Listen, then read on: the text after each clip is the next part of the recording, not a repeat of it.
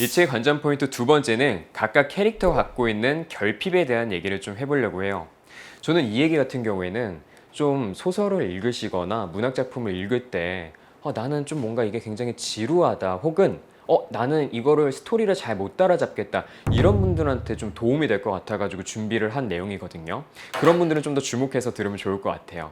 일단 각 캐릭터들이 갖고 있는 결핍이 무엇인지를 좀 하나하나 알아볼 필요가 있어요. 우선 첫 번째, 저는 은혜라는 캐릭터를 꼽아볼게요. 은혜 같은 경우에는 어렸을 때 바이러스에 감염돼서 소아 마비 증상을 이제 겪게 되고 그러다가 이제 하반신이 마비가 돼서 움직이지 못하게 됩니다. 그렇다면 은혜 같은 경우에는 갖고 있는 결핍이 이 건강한 두 다리가 되겠죠. 그리고 이 두 다리로 어딘가를 마음껏 가지 못하기 때문에 그 안에 있는 본질은 자유가 어떻게 보면 결핍이 될 수 있겠네요. 그렇다면 이번에는 투데이를 한번 예로 들어볼게요. 투데이 같은 경우에는 마찬가지로 경주마로서 건강한 두 다리로 처음에는 마음껏 뛰어다닙니다.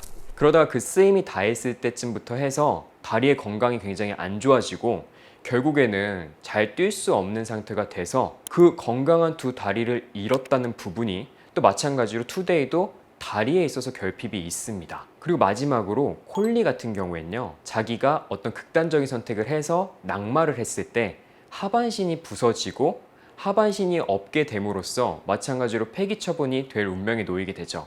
그렇다면 콜리 같은 경우에도 이 결핍이 다리가 됩니다. 그렇다면은 은혜, 투데이, 콜리 다 마찬가지로 표면적으로는 건강한 다리를 갖지 못했다라는 결핍이 이 세 캐릭터를 묶어주고 있어요. 그렇기 때문에 이 세 캐릭터는 그 안에 있는 서로의 공감 능력이 좀 더 올라가게 되고 서로를 공감하다 보면은 어떻게 사람도 도우려고 하고 도우려다 보면은 어떤 일들이 발생하게 되는 그런 재미있는 요소가 있는 겁니다. 다시 돌아와서 이번에는 연재 같은 경우에는 평생 같이 살고 있는 친언니가 다리의 결핍을 갖고 있죠.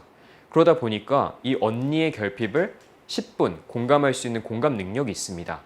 그렇기 때문에 처음 콜리를 봤을 때도 이 하반신이 없는 콜리의 그 언니를 생각을 하면서 이 다리가 없는 뭔가 로봇에 좀 더 끌리게 되고 도움을 주면서 서로가 하나가 또 되죠. 아마 보면서 나는 평소에 그런 부분은 생각해보지 못했는데 라고 생각하신 분들이 있다면은 앞으로 소설을 읽으실 때는 이 캐릭터는 과연 어떤 결핍을 갖고 있나 그것들을 생각을 한다면 이 캐릭터는 이 결핍을 채우기 위해서 내가 또 무엇을 내주고 어떤 서비스를 서로 바꿔가면서 이야기가 펼쳐지나 이런 것들을 보면 하나의 또 재밌는 요소가 될 것 같아요. 그렇다면 이번에는 세 번째 관전 포인트를 한번 짚어볼 건데요.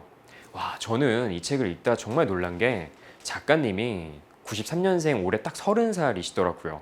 이 책을 쓴 것도 지금 2019년에 이제 마찬가지로 상을 받았던 책이니까 뭐 몇 년 되진 않았는데 와, 어떻게 이렇게 근미래 사회에 대해서 자기가 이렇게 뭔가를 예상을 해서 디테일하게 써낼 수 있었을까라는 것들을 진짜 감탄을 하면서 봤었어요. 몇 가지 그런 부분들이 있었어가지고 하나하나 좀 얘기를 드리겠습니다. 85페이지에 미래 사회에 은행 창구에 AI 직원이 사람을 대상으로 대출 업무를 하면서 상담을 해주는 내용이 있더라고요. 저 이거 보자마자 진짜 너무 깜짝 놀라서 저희 예전에 이제 또 저희 톡톡 나왔던 랄프, 현재 은행원이죠. 연락을 바로 해가지고 넌 이제 끝났다. 내가 봤을 때 너는 이제 곧 대체될 건데 여기에 나와 있는 디테일한 묘사가 난 너무 좀 충격적이면서도 좀 한편으로 무섭더라 라는 생각이 들었다고 얘기를 했는데 한번 읽어보겠습니다. 보경은 다짜고짜 은행을 찾아가 소방관의 사망보험금으로 남은 세 식구가 굶어 죽지 않고 살 수 있는 가능성에 대해 물었다. 모친의 자리를 빼앗았던 휴머노이드는 보경에게 식당 경영을 제안했다. 보경의 삶 데이터를 분석해보니 모친이 식당을 운영한 기록이 있으며 식당의 손님 수가 큰 격차 없이 꾸준함을 유지했던 것으로 미루어 안정적인 선택일 것이라는 이유였다. 이거는 진짜 정말 데이터가 많이 축적됐고 그 데이터를 빠르게 볼 수 있는 AI만이 할 수 있는 상담이 아닐까라는 생각이 들더라고요. 그냥 단순히 돈을 빌려줘도 될까 말까가 아니라 이 사람의 삶, 그리고 이 사람의 부모님의 삶 등등 여러 가지 것들을 보고선 이렇게 추천을 했던 장면이 와, 저는 정말 디테일하게 와닿아서 아니 작가님이 이런 부분까지 좀 깊이 고민을 했구나 라는 생각이 들었고요. 이번에는 미래의 소방 로봇에 대한 좀 부분을 얘기 드리려고 하거든요. 이 소방 로봇 같은 경우에도 실질적으로 등장을 해서 여러 가지 사건 현장에 투입이 되면서 그 순간순간 갖고 있는 삶의 수치, 그러니까 생존율이 얼마나 되느냐 이런 것들을 분석적으로 바로바로 보여주면서 작전을 계속해서 변경해가는 이런 역할을 하는데 이 부분도 굉장히 신박합니다. 제가 한번 읽어보겠습니다. 거머리 형태의 다르파가 지하 2층에 내려온 것은 둘째 날이었다. 생존자가 있는지 확인하기 위해 주변을 둘러보던 다르파는 보경의 체온을 인지하고는 지상에 있는 구조요원들에게 생존자의 위치를 전송했다. 그들의 컴퓨터에는 35도로 떨어진 보경의 체온과 오른쪽 다리의 심한 찰과상, 우측 7번과 8번 늑골 파열이라는 긴박함이 기록되었다. 붕괴된 낡은 건물은 조그만 바람에도 다시 무너질 듯한 젠가 같았다. 그날 밤부터 내린 폭설로 구조 작업은 더뎌졌고 보경의 생존 수치는 실시간으로 낮아졌으며 모친의 가게는 내내 영업을 중단했다. 탄소로 만들어진 에어백을 마침내 마지막 철근 밑에 설치해 바람을 주입했다. 사고가 난 지 3일째 되던 날이었다. 보경의 생존 수치는 3%로 떨어져 있었다. 근데 이렇게 디테일하게 여러 가지 정보들을 먼저 파악을 하고 그리고 또 앞으로의 그런 전략 같은 걸 새롭게 수정을 하는 로봇이 있다면은 꽤나 편리할 것 같다라는 생각이 들면서 이런 로봇은 굉장히 미래 사회에 등장을 하면은 우리 인간의 삶을 좀 풍요롭게 해줄 수도 있겠다라는 좀 상상을 좀 하게 됐던 부분이었습니다. 그럼 마지막 네 번째 관전 포인트를 끝으로 좀 책에 대한 내용을 마무리하려고 하는데요. 네 번째 관전 포인트는 이 주인공, 특히 연재, 은혜 같은 경우에는 청소년이었거든요. 이 청소년 캐릭터들이 갖고 있는 순수하지만 좀 뭔가 강렬한 힘에 대해서 좀 생각을 해봤습니다. 뭔가 어른들이 나서서 어떤 문제를 해결하기보다는 좀 더 어떻게 보면은 사회적으로 힘이 없고 나약한 이미지인 청소년들이 그런 사건의 전면에 내세워서 자기들이 갖고 있는 신념을 바탕으로 열심히 사건을 헤쳐나갈 때 그때 오는 짜릿함도 있고 뭔가 계속 더 응원을 하게 되더라고요. 그래서 저도 보면서 제 어렸을 적 어떤 추억이 있었고 나는 어떤 아이였나 라는 것들을 좀 생각을 해봤는데요. 저는 개인적으로 고등학생 때 굉장히 성실한 학생이었던 것 같아요. 그러니까 내가 앞으로 이렇게까지 성실할 수는 없을 거다라는 생각이 들 정도로 그 시절만큼은 정말 성실하게 보냈던 것 같거든요. 야간 자율학습을 굉장히 늦게까지 하는 학교였어요. 그래서 기본적으로 한 11시 40분? 이때까지 했었는데 그 이유가 11시 40분에 나와야지 버스 막차를 탈 수가 있었거든요. 그럼 막차를 타고 집에 가면은 한 12시, 씻고 나오면 12시 반 정도 되죠. 그렇게 이제 고등학교 1, 2학년은 보냈는데 이제 고3이 되면은 좀 마음가짐이 달라지잖아요. 그래서 좀 더 뭔가 열심히 해서 생각보다 열심히 해도 또 성적이 잘 안 나오는 게 또 어떻게 보면은 하나의 수험생의 법칙이기 때문에 지금 열심히 하는 것보다 훨씬 더 열심히 해야겠다라는 생각을 하면서 1년을 보냈던 게 저는 야간에 이제 공부하는 거에 있어서는 좀 잘 맞지 않았던 것 같아요.